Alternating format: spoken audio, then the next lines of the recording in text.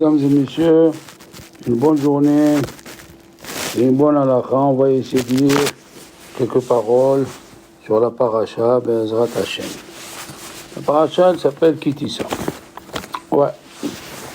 Et là, on parle de Machatzit HaShekel. Rashi nous dit, il a écrit 3 fois le mot terouma. Une terouma, c'est pour les adanim, les socles. Mais ad kikar. Et c'est quoi les adanim? Regardez bien comment ça s'écrit adanim. Aleph, Dalet, Nun, Yud, Nun final. C'est au singulier, c'est le nom de Dieu. Et adanim, c'est le nom de Dieu au pluriel. C'est-à-dire les berachot. Mais ad kikar, il faut faire 100 berachot par jour, ils doivent être purs. C'est la première terouma. La deuxième terouma, c'est pour acheter les korbanot pour la communauté, c'est-à-dire tous les jours il y avait des korbanot. Et takeves ehad ta'ase baboker, et takeves hasheni ta'ase ben arbaim. Et ça s'appelle korbanot tzibur. On devait tous l'acheter. Et le troisième, c'est teroumat hamishkan. Quand ils ont prélevé, ce qu'ils veulent là, c'est ce qu'ils veulent. Ce qu'il veut donner chacun, c'est pour les chaper al-het ha'egel. Ouais. Pour pardonner la faute du veau d'or. Donc, il y a 3 terumot. Un pour les socles, un pour acheter les korbanot, et un, les chaper al-nafshotechem. Le Kli Yakar, il dit, il y a beaucoup de raisons pourquoi on doit donner un demi-cycle. Il a dit, parce qu'ils ont causé, les Juifs, en faisant le Hegel, on a dit qu'il y avait 3000 qui ont fait, et les autres ont assisté, ils n'ont pas réagi, c'est comme s'ils ont fait. Donc à cause de nous, les tables de la loi se sont cassées, alors on doit donner la moitié du shekel, Beka. Beka la golgolette. Beka, ça veut dire qu'il faut casser le shekel. Et la question, elle est,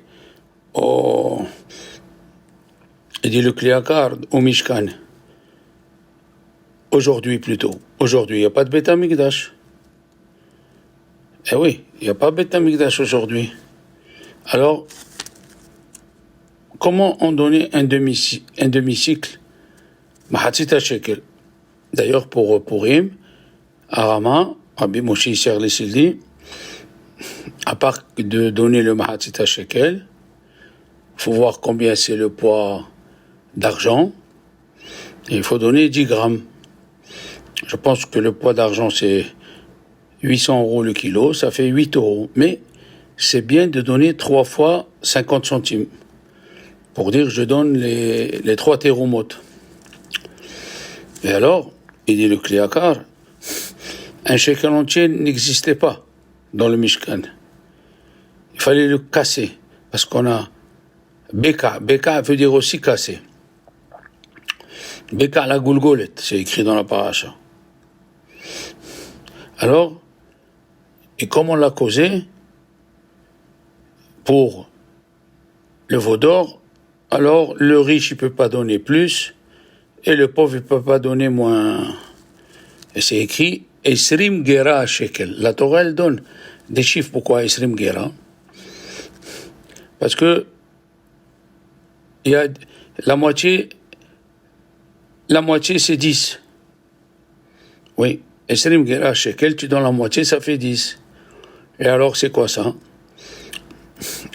Il y a 5 parties qu'un homme il donne au bébé, et 5 parties elle donne la femme, et 10 parties Dieu il donne. Ça fait Esrim Gera.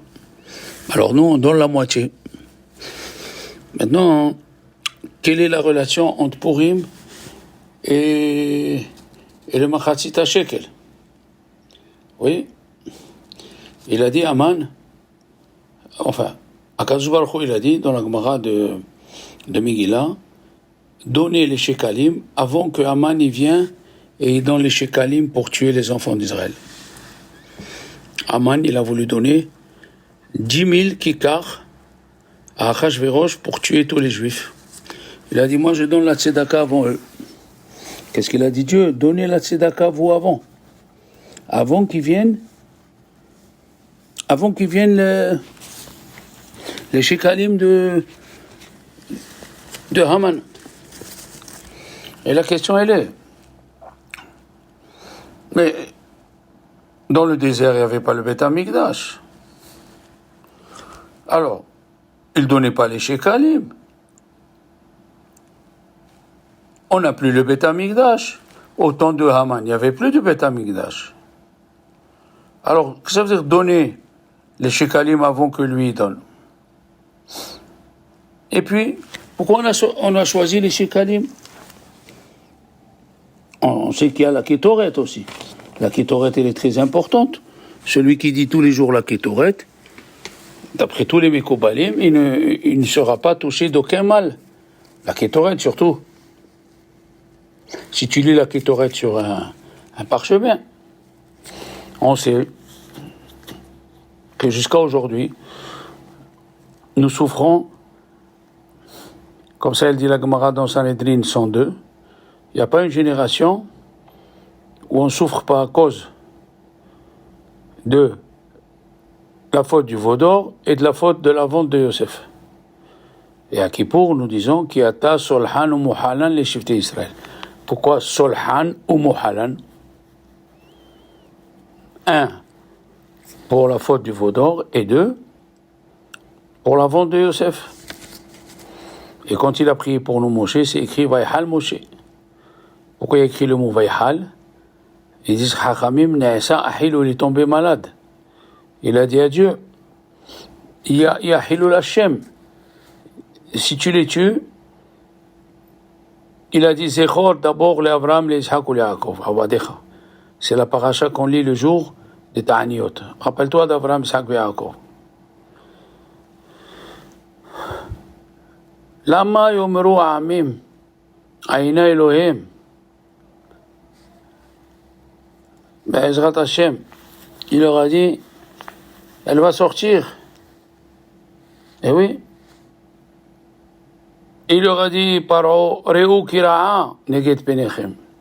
Regardez qu'il y a un mal devant vous. Il y a une planète qui s'appelle Ra'a. Alors qu'est-ce qu'il a fait? Dieu l'a renversé le sang qu'il a vu Paro avec le sang de la Mila. Puisque Yehoshua, il a fait la Mila à tous les Juifs qu'ils allaient sortir. Qui sont sortis d'Égypte plutôt, qu'ils allaient rentrer en Israël. Et il a dit, Hayom Galoti Herpat Mitzrayim.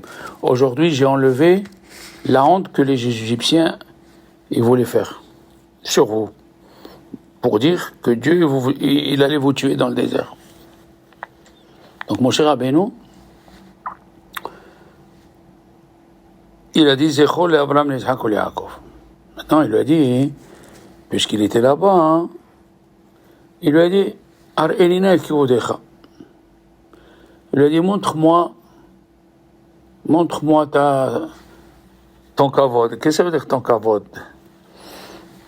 Montre-moi comment tu diriges le monde. Il lui a dit, va dans le trou qui est dans le rocher. Ça s'appelle Nikrat Hatzur. Tsur, c'est le rocher, Nikrat, c'est un trou. Il est rentré là-bas, et dans le Pirkei de Rabbi Eliezer, il dit, c'était le jour de Kippour. Et il lui a fait dévoiler les 13 midot de Rahamim. Comme ça, c'est écrit dans Pirkei de Rabbi Eliezer, Perek Memvav, et même Eliyahu Navi, il était là-bas. Il lui a fait dévoiler la force des Yud Gimel Midot. Il lui a dit, là tu as dit, Zechor, les Abraham, les Ishaq, les Yaakov. Et le jour où il n'y aura pas le mérite des Avot, qu'est-ce qu'ils vont faire mes enfants? Alors, ils vont réciter les 13 Middot chez Rahamim.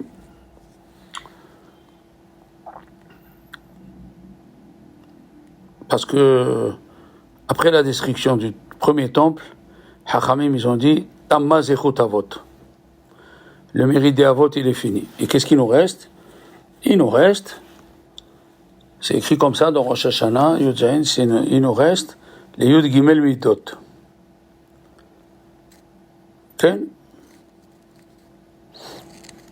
Et il dit Ari Akadosh que Purim, il est plus grand que Yom Kippourim.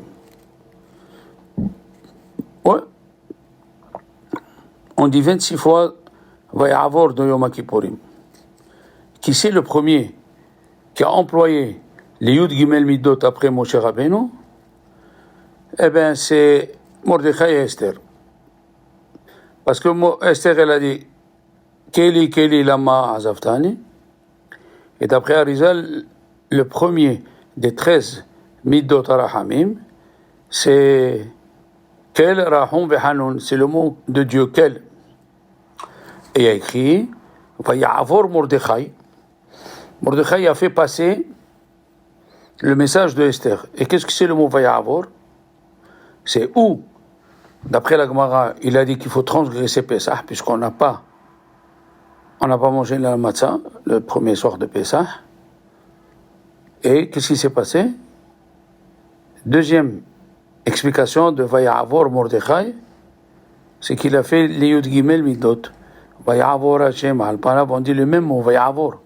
Comme ça, il dit le Hatam Sofer, et comme ça, il dit le Bnei Issachar.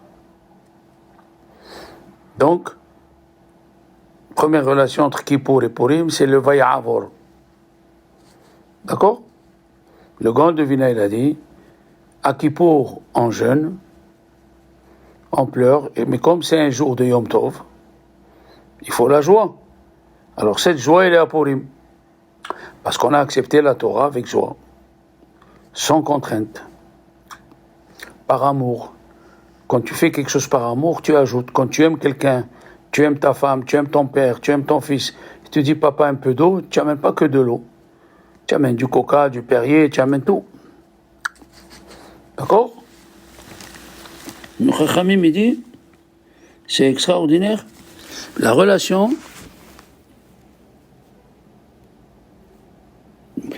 pourquoi Mordechai et Esther, ils ont eu le mérite que la fête de Purim passe par eux, parce qu'il y a une allusion. Mordechai, il était de la tribu de Binyamin. Ouais. Ish Yemini. Qu'est-ce que c'est Ish Yemini dans la Megillah en lit? Mordechai, Ish Yehudi aya b'Shushan Abira, Ushmo Mordechai, Ben Kish, Ish Yemini. Yemini, c'est la droite, c'est Binyamin, le fils de la droite. Et Yosef Hatzadik, quand ils étaient assis en train de manger, la Gemara dans Megillah, la page Tetzain, elle dit, il a donné 5 vêtements à Binyamin. Pourquoi 5 vêtements? Pourquoi? Il a voulu voir si les frères, ils sont jaloux encore. Ils ont fauté dans la jalousie. Il a voulu voir s'ils sont jaloux. Et ils n'étaient pas jaloux. Or Hachem. Ils n'étaient pas jaloux. Alors, c'est quoi les 5 vêtements? C'est les 5 vêtements qu'il a pris, qu'on a habillé Mordechai. Ou Mordechai Yatsa Milifnei Amelech Bilvush Malchut Techelet Vabuch. Il y a 5 habillements qui est écrit là-bas. Et puis, pourquoi Yosef il a mis le gavia? Il a mis sa coupe dans le sachet, dans le sac de Binyamin. Pourquoi pas un verre? Alors, ils disent Chachamim, gavia, au nom de Migalé Amogot, gavia, c'est écrit Gavia, il y a Yud et Gimel et Bet et Aïn. Yud et Gimel, c'est les Yud Gimel Midot Sherahamim, qu'on dit à Kippour. Bet et Aïn, c'est 72. 72, c'est la Gematria de Chesed. Het, 8, Samer, 60, et Dalet. 68 et 4, 72, qui est la Gematria de Chesed. Alors, Rabbi Baruch Rosenblum, il amène une explication au nom de Rabbi Shimshon Pinkus. Quand il lui a dit Har'eninet kebodecha, HaKadosh Baruch Hu, il lui a montré plusieurs trésors. Il a dit, celui-là, ce trésor, c'est pour celui qui étudie la Torah. Ce trésor, c'est pour ceux qui ont fait une bonne prière. Il lui a dit, et ce trésor immense, il n'a pas de limite. Le trésor qui n'a pas de limite, il lui a dit, c'est celui qui n'a pas, et je lui donne, de celui qui n'a pas. Et oui. Et qu'est-ce qu'elle dit, la Gemara? La Gemara, elle dit dans Rosh Hashanah, Amar Rabbi Yochanan, il a dit Rabbi Yochanan, Dieu a montré à Moshe Rabbeinu comment il faut faire Vaya'avor. Il faut mettre un talit, et il faut dire Vaya'avor Hashem al panav, et il y a écrit Ya'asu kaseder hazeh. Dans la Gemara, c'est écrit Ya'asu kaseder hazeh. C'est comment Ya'asu kaseder hazeh? Alors, il y a une grande discussion. Qu'est-ce que c'est kaseder hazeh? Hein? Kaseder, il y a qui expliquent il faut absolument accomplir les Yud Gimel Midot. Il faut les faire. Nosé Avon, vers al Pesha. Il dit le Rabbi Moshe Cordovero, à qui on est Nosé Avon, à celui qui est ouvert al Pesha. On enlève les péchés à celui qui pardonne aux autres. Il faut les faire. Il y a qui disent, juste il faut les dire. Comme on dit dans la prière, El Horetano Lomar Midot Shelosh Esri. Le fils de Maharal du Prague, il a dit, les Yud Gimel Midot, il faut les faire Betsibour. Pourquoi? Parce qu'on montre à Dieu que, personnellement, on n'a pas tous ces Midot. Mais dans le Tzibour, c'est sûr qu'il y a un qui pardonne, il y a un qui fait Chesed. Et comment ça marche juste en les disant? Ça marche, oui. Pourquoi?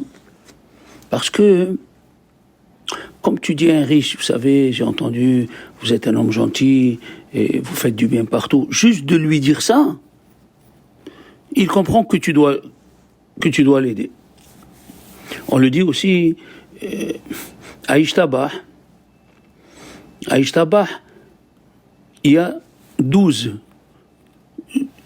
mots pour louer Dieu, et la 13e, c'est la royauté. Et elle est par rapport aux 13 Midot Sherahamim. Ouais. Et le Zohar, il dit, celui qui dit les Yud Gimel Midot, et il s'arrête au milieu, il y a un ange qui dit à Dieu, ce que tu devais lui donner du bien, ne lui donne pas. Aïe, aïe, aïe, aïe, aïe. D'accord? Rabbeinu Bechaye, il dit, dans la paracha de Kitissa, celui qui dit les Yud Gimel Midot, Bekavana, un tefilato choseret rekam, c'est sûr que sa prière a été acceptée. Et vous savez, les Ashkénazes, et les Marocains, et certains Juifs algériens, ils mangent le poisson le vendredi soir. Alors, Arizal, il a dit que quand un tzaddik, Dieu il veut le réincarner, il le réincarne dans le poisson, c'est l'animal qui souffre pas, qui n'a pas mangé du fruit interdit. Mais le Bnei Issachar, il donne un chidouche extraordinaire. Il dit Dagim, c'est Daled, Gimel, Yud Mem.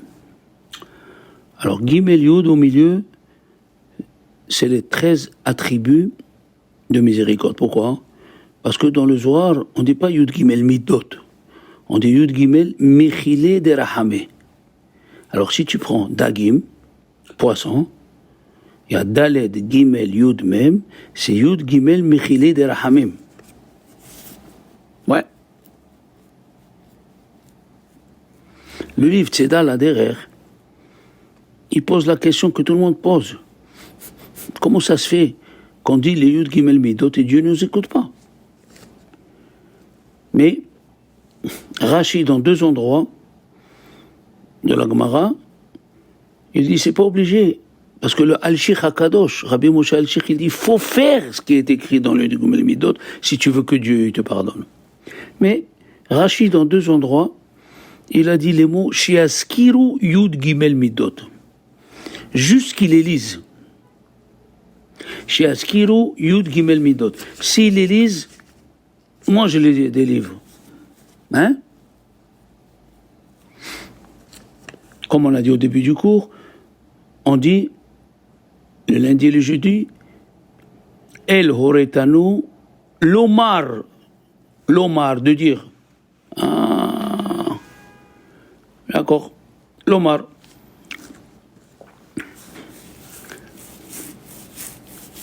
On commence par quel? Oui? Quel? Alors la question était, mais au Beth Amikdash, au désert, il n'y avait pas de Beth Amikdash.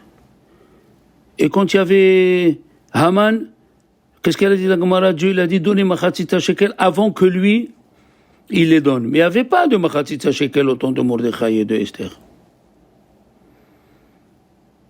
Alors, on a dit qu'il fallait lire, comme ça il dit le Bnei Issachar, dans le désert. Et quand il n'y avait pas le Beth Amikdash, comme au temps de Mordechai et Esther, il fallait juste lire, comme on fait nous. Si tu lis en bas, ça lit là-haut. Et il a dit un hidouche extraordinaire.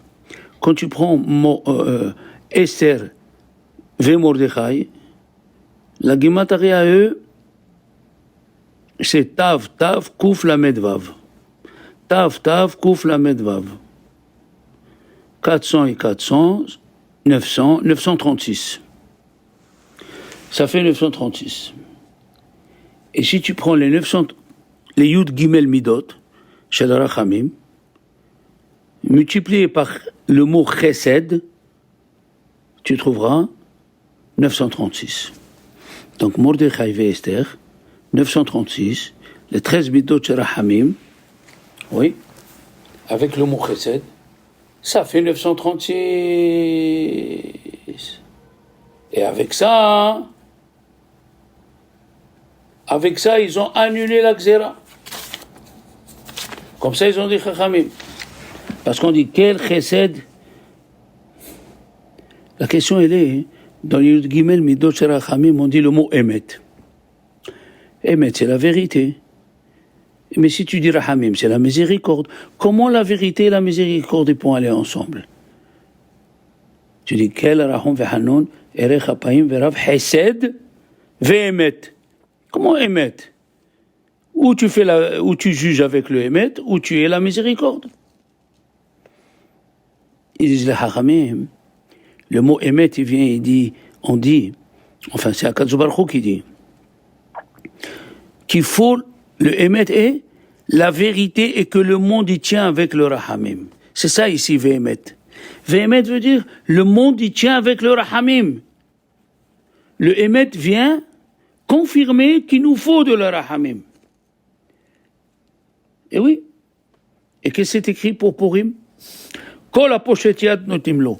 Tout celui qui tend la main pour demander, on doit lui donner. Alors qu'est-ce qu'elle a fait Esther? Elle a dit Keli la ma'azavtani. C'est le mismor de Esther. Elle a demandé. Et qu'est-ce que ça veut dire qu'elle? C'est le chesed en puissance de Dieu. Et nous, on ne peut pas être Dieu. Il n'y a qu'un seul que Dieu a appelé c'est Yaakov Avinu. On dit à Dieu, on ne peut pas tout avoir. On ne peut pas tout faire. Alors pardonne-nous. D'accord? Il a dit, le Bnei Issachar, une chose extraordinaire. Il y avait une discussion. Est-ce qu'il faut faire les Yud Gimel Midot Shel Hamim, comme on a dit au début du cours, ou juste les dire? Et tant que le Beddin d'en bas n'a pas décidé, le Beddin d'en haut ne peut pas décider. Alors, quand Mordechai l'a lu, puisqu'il a lu, le Rav d'en bas a décidé, juste avec la lecture, ça suffit. Ah, alors, vient Mordechai et Esther 936. avec les 936 du Yud Gimel Midot Rahamim, et il nous a sauvés, voilà. Un petit Divrei Torah d'Yerushalayim, un bon Shabbat. N'oubliez pas d'acheter une bonne bouteille de vin, des beaux fruits, un bon gâteau et des fleurs pour sa femme.